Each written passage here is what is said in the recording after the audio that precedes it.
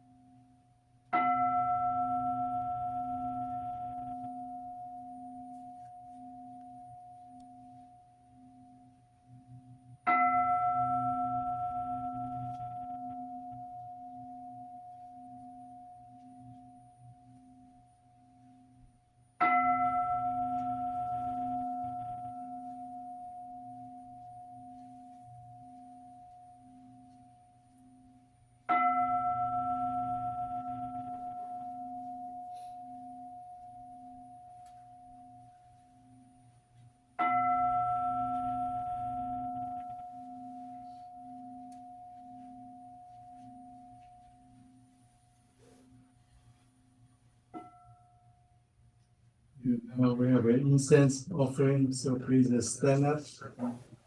And we made a half bow.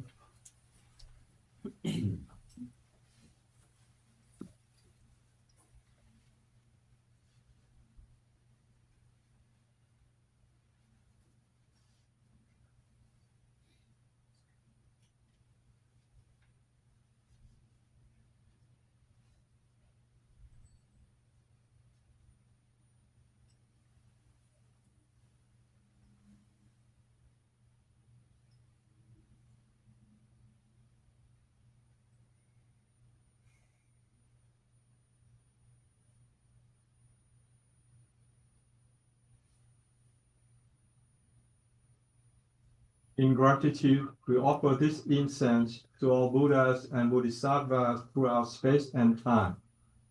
May it be fragrant as the earth herself, reflecting our careful efforts, our wholehearted awareness, and the fruit of understanding slowly ripening.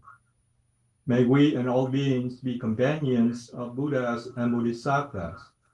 May we awaken from forgetfulness and realize our true home.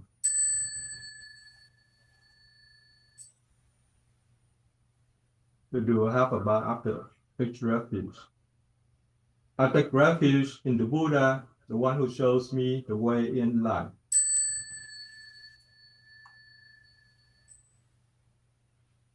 I take refuge in the Dharma, the way of understanding and love.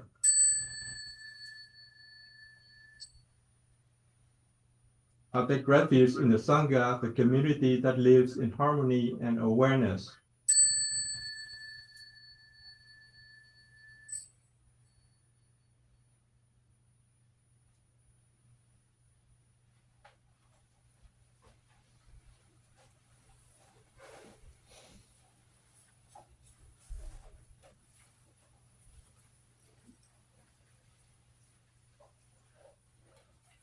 Now chant the Heart Sutra.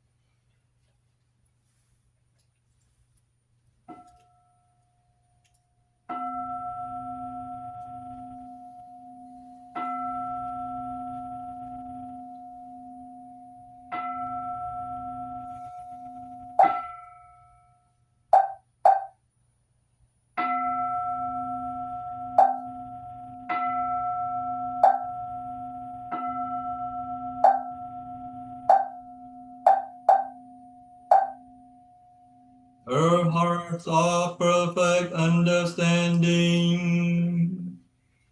The Bodhisattva Avalokita, while moving in the deep course of perfect understanding, shed light on the five skandhas and found them equally empty. After this penetration, he overcame ill being.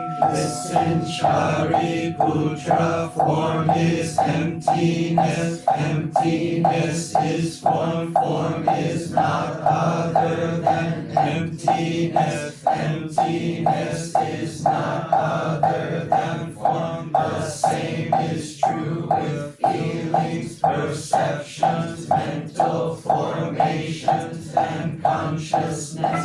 Listen, Shariputra, all dharmas are marked with emptiness. They are neither produced nor destroyed, neither defiled nor immaculate, neither increasing nor decreasing. Therefore, in emptiness there is neither form nor feelings nor perceptions nor mental formations nor consciousness, no eye or ear or nose or tongue or body or mind, no form, no sound, no smell, no taste, no no touch, no object of mind, no realms of elements from highs to mind consciousness, no interdependent origins, and no extinction of them from ignorance to death and decay, no ill-being, no cause of ill-being, no end of ill-being, and no path, no understanding, and no attainment,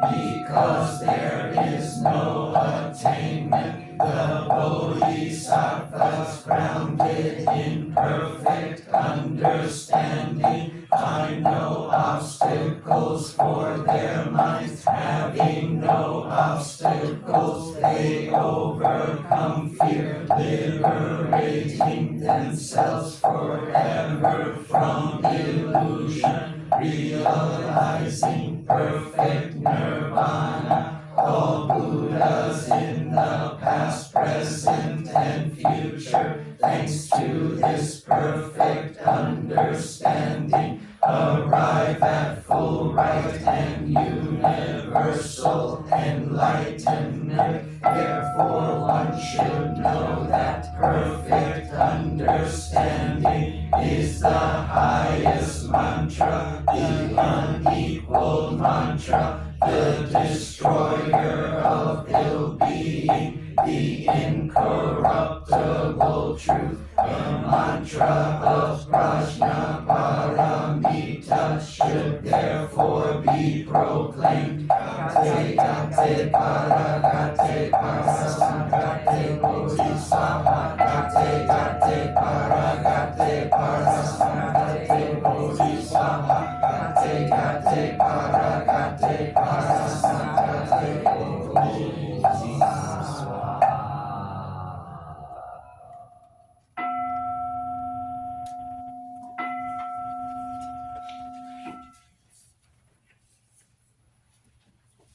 We now recite the 5 wonderful precepts.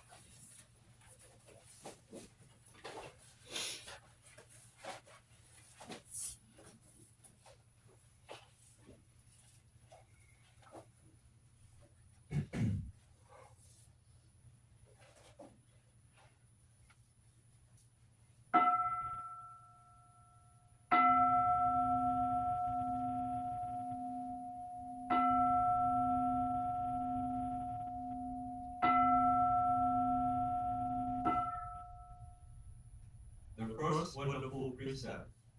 Aware of the suffering caused by destruction of life, I vow to cultivate compassion and learn ways to protect the lives of people, animals, plants, and minerals.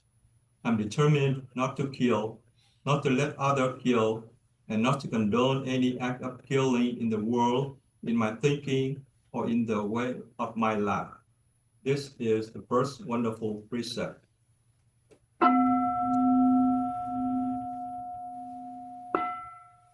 The second wonderful precept.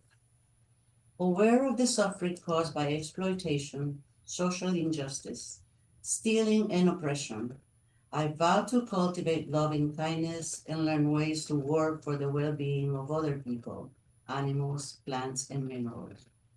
I will practice generosity by sharing my time, energy, and material resources with those who are in real need. I am determined not to steal and not to possess anything that should belong to others. I will respect the property of others, but I will prevent others from profiting from human suffering or the suffering of other species on earth. This is the second wonderful precept.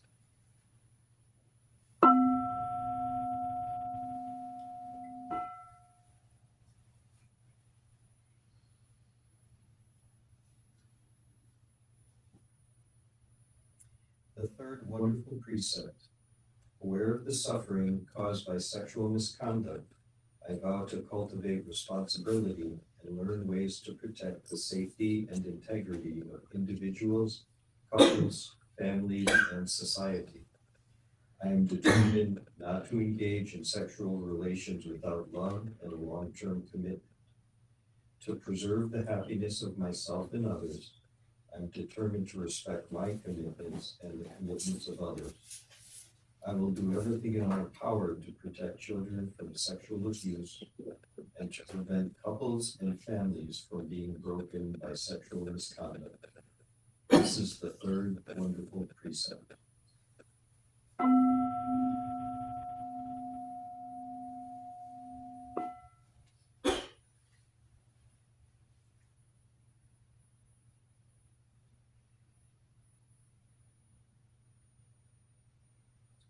The fourth wonderful precept.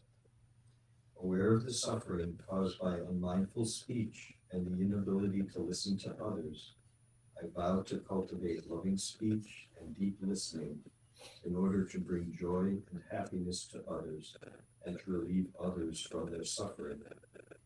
Knowing that words can create happiness or suffering, I am determined to speak truthfully with words that inspire self-confidence, joy, and hope. I will not spread news that I do not know to be certain, and will not criticize or condemn things of which I am not sure. I will refrain from uttering words that can cause division or discord, or that can cause the family or the community to break. I'm determined to make all efforts to reconcile and resolve all conflicts, however small. This is the fourth wonderful precept.